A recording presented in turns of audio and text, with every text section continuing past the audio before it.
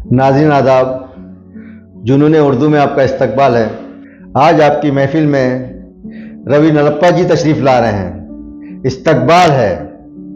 उनका वीडियो इतना पसंद किया गया कि मेरा दिल चाहा कि मैं एक बार फिर उनको मद्दू करूं और आपके रूबरू करूं। तो पेश है रवि नलप्पा जी आपके सामने। समाअत फरमाइए। बहुत बहुत शुक्रिया फारूक साहब, आपकी मोहब्बत, आपका जो एहतराम है, जो इज़्ज़त आप मुझे देते हैं, मुझे वाकई पता नहीं मैं इसका मुस्तहिक हूँ या नहीं, लेकिन फिर भी मैं आपको सलाम करता हूँ, क्योंकि आपके अंदर वो जो जुनून है उर्दू ज़ुबान के लिए और ख़ास करके अपने शागिर्दों में उसको ढूंढने का जो जुनून है, ये वाकई काबिल तारीफ़ है। इसकी जितनी मैं वो करूँ, तारीफ़ करूँ, उतना कम है। आपको हमेशा आने वाली नस्लें याद करेंगी कि उर्दू ज़ुबान के लिए आपने क्या क्या न किया।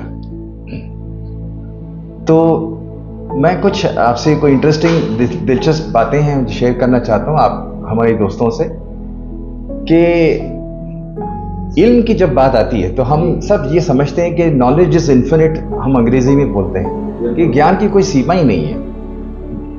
और चूंकि मैं मद्रास का हूं तो एक हमारे यहाँ एक अवैयार करके एक पोएट हुई थी, कवियत्री हुई थी 3rd सेंचुरी में, शायरा हुई थी। हाँ, वो तो उनकी पोइट्री इतनी मतलब फुल ऑफ नॉलेज थी, इतनी कहावतें उनकी बड़ी मशहूर हैं। तो मेरी माँ, मैं बच्चा था तो सुनाती थी, तो उसमें एक मुझे बात याद, उनकी कहावत है, तमिल में उन्होंने ये कहा था कि कट्टरद कई मन अड़व कल्लादद उलग मड़व। अब इसके मायने समझ लेते हैं कि वो आपके एक जिंदगी में जो आपके हिस्से में जितना ज्ञान, जितना इल्म आता है, वो सिर्फ एक मुट्ठी भर मिट्टी की तरह है, और जो जानना बाकी रह जाता है वो सारी दुनिया में जो मिट्टी फैली हुई है वो उसके समान है। तो देखिए, मॉडेस्टी देखिए कि इंसान कितना भी कोशिश कर ले, ज्ञान उसके हिस्से में एक जन्म में उतना ही आता है जितनी एक मुट्ठी भर मिट्टी होती है, बाकी इतना कुछ जानना होता है। तो मैं बार बार इसको सोचता हूँ, फिर मुझे पता नहीं क्यों मीर तकी मीर साहब की याद आती है, जो वो भी खुदा के कोई खास बंदे होंगे। तो उन्होंने एक शेर में इतनी बड़ी बात कह दी जो इसके बिल्कुल करीब लगती है। उन्होंने एक शेर में कहा था, यही जाना कि कुछ न जाना हाय, यही जाना कि कुछ न जाना हाय, सो वो भी एक उम्र में हुआ मालूम। तो देखिए साहब, मीर तकी मीर साहब ने कितनी बड़ी बात की कि उम्र गुजर गई, फिर भी उनको जिंदगी के आखिर में यही पता चला कि उन्होंने जो जाना है वो कुछ भी नहीं है, अभी जानना तो बहुत बाकी है। तो मेरा सलाम है साहब इन सब को कि मैं खुद ही एक तालिब इल्म हूँ, हमेशा ज्ञान की खोज में, इल्म की तलाश में मैं घूमता रहता हूँ। हर रोज़ मैं सोचता हूँ कि मेरी इल्म में कुछ इजाफा हो। तो इस रोशन ख्याल लोगों के पीछे मैं पढ़ता रहता हूँ, खोजता रहता हूँ, गूगल हर जगह मैं इसकी तलाश करता रहता हूँ। इसी तरह हम अपने आप को रोशन हम रख पाते हैं, और मैं समझता हूँ कि हर इंसान की यही कोशिश होनी चाहिए कि जितना वो सीखे एक जिंदगी में, उसको सीखते रहना चाहिए। रवि जी, आपका एक लंबा अरसा B.R. चोपड़ा जी के साथ गुजरा है। आप उनके दफ्तर में काफ़ी मसरूफ़ रहा करते थे। उस मसरूफियत के बावजूद बहुत से शोरा B.R. जी से मिलने आया करते थे। शायर हुए, अख्तरुल ईमान हुए, आनंद बख्शी हुए। तो किस तरह का तजुर्बा रहा आपका उनके साथ? क्या सीखा आपने उनसे? कुछ पेश करेंगे तो हमारे नाज़रीन के लिए अच्छा होगा। जब मैं B.R. साहब के यहाँ काम करता था तो जाहिर सी बात है, बहुत मायनाज बड़े ऊंचे राइटर्स वहाँ आते थे। अख्तरुल ईमान साहब आते थे, अख्तर मिर्ज़ा साहब आते थे, डॉक्टर राही मासूम रज़ा आते थे, साहिर साहब आते थे, आनंद बख्शी साहब तो बहुत बाद में आने लगे थे।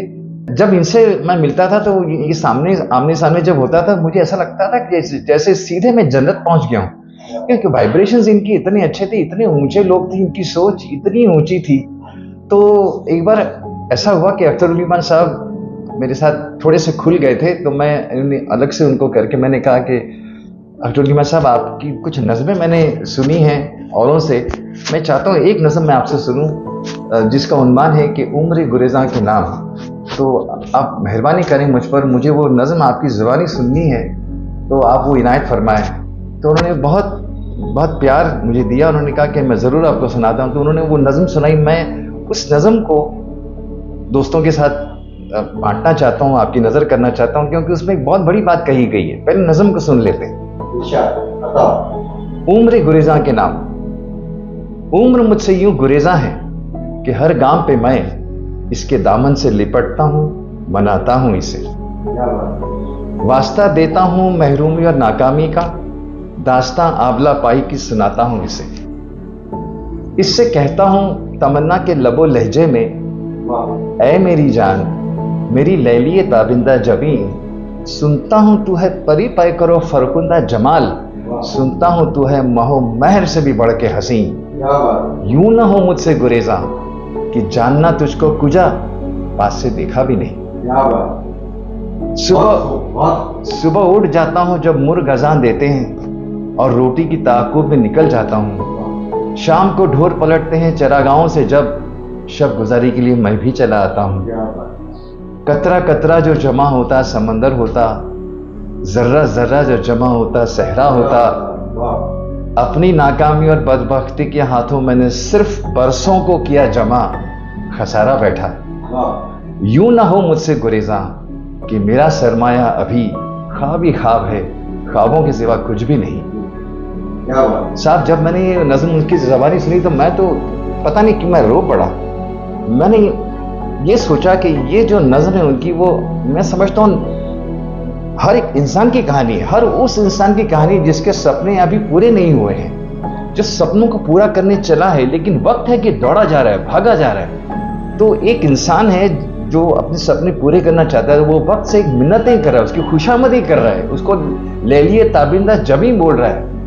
तो उसको जैसे महबूबा होती है, उसको जैसे मनाते हैं, उसी तरह वो समय और वक्त को मना रहे हैं। मगर वक्त है कि वो ठहरता नहीं है, वो तो गुजरते ही चला जा रहा है। तो ये इस तरह की सफाई जो है, इस तरह जो एक नज़र शायद पाते हैं कि इतने क्लैरिटी के साथ जिंदगी की ट्रेजेडीज को समझ के उसको लफ्ज़ों में जो ढालते हैं, ये कमाल की नज़र है। फारूक साहब, मैं क्या बताऊं, मैं जितना मैं इनके बारे में सोचता रहता हूँ, मैं उतना ही अपने आप को खुश नसीब समझता हूँ कि मुझे कम से कम ऊपर वाले ने इतनी समझ दी कि मैं इनको समझ सकूँ। मैं कभी कभी सोचता हूँ मैं इतना डिजर्व नहीं करता, मुझे मेरे हिस्से से ज़्यादा खुशी मुझे ज़िंदगी में मिली है। साहिर साहब भी आते थे, साहिर साहब से मैंने दोस्ती कर ली थी। तो साहिर साहब ने उस वक्त मुझे एक गीत के कुछ 4 लाइन सुनाए थे, जो एक फिल्म बन रही थी, वो फिल्म कभी रिलीज हुई नहीं थी, इस वजह से वो गीत जो है वो अनपब्लिश्ड रह गया।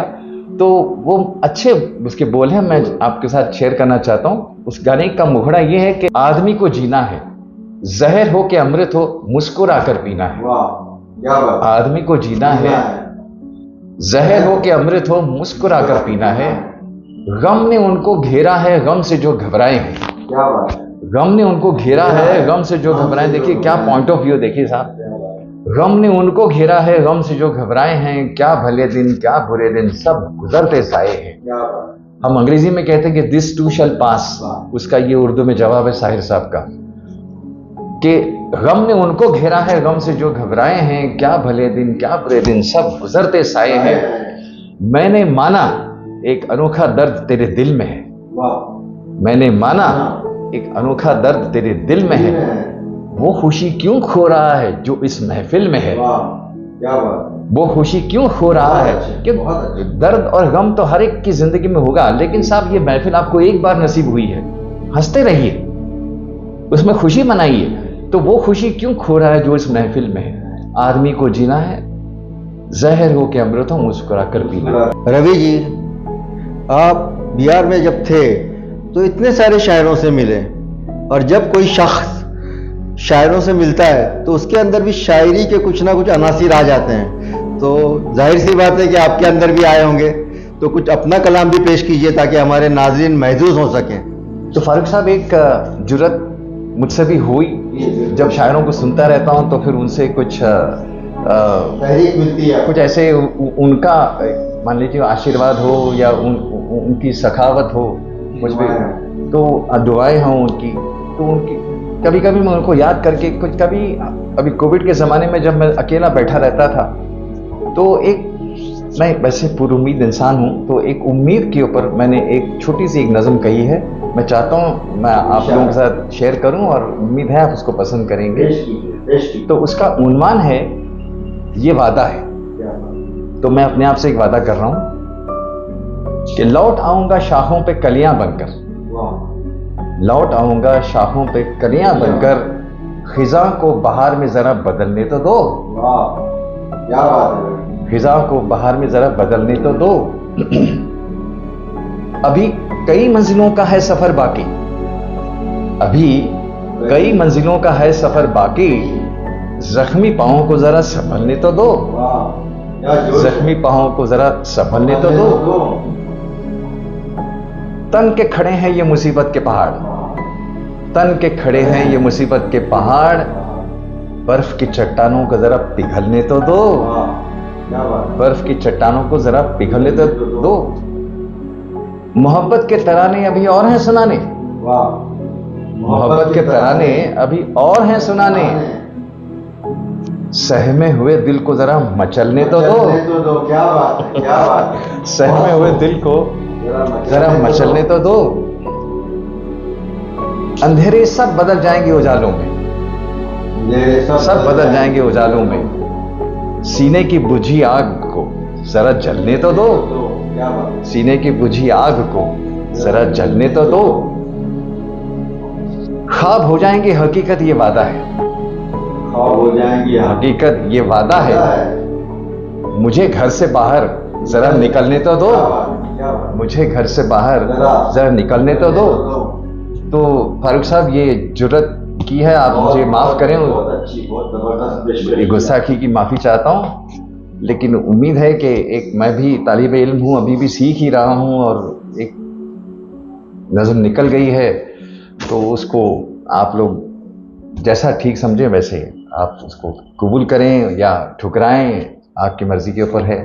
बहुत बहुत शुक्रिया फारूक साहब, एक बार फिर आप बहुत प्यार करते हैं सबसे, मैं भी उनमें से एक हूं, और आपका ये जुनून कायम रहे और आप उर्दू की सेवा इसी तरह करते रहें। मुझे यकीन है कि आने वाली नस्लें आपको बहुत दुआएं देंगी, बहुत दुआएं देंगी। Thank you so much. बहुत बहुत शुक्रिया रवि जी कि आपने इतनी मसरूफियत के बावजूद अपना कीमती वक्त हमारे लिए निकाला, और उम्मीद है कि आप इसी तरह से हमारी महफिल में आते रहेंगे। एक शेर याद आ रहा है कि इस अंजुमन में आपको आना है बार बार, इस अंजुमन में आपको आना है बार बार, दीवार और दर को गौर से पहचान लीजिए। बहुत बहुत शुक्रिया।